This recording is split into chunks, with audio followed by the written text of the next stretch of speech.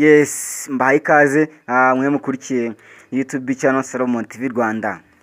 Uyu munsi nagira ngo tuganire kuri Rozari.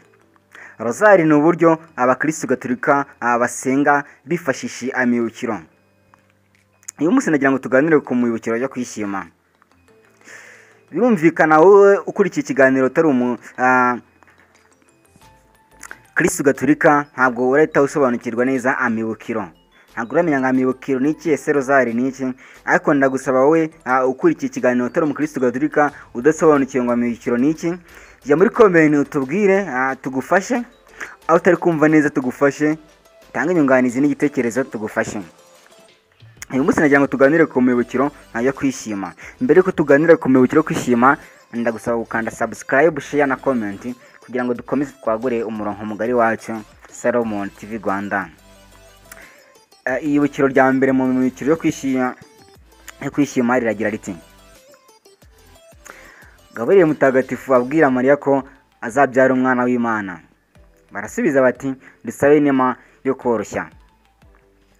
Iyibukiro rya kabiri riragira riti: Bikira Mariya ajya gusuhuza Elizabeth mutagatifu. Barasubiza bati dusabe inema yo gukundana. Iyibukiro rya gatatu riragira riti: Yezu avukira i Betelehemu. Barasubiza bati dusabe inema yo kutita ku by'isi.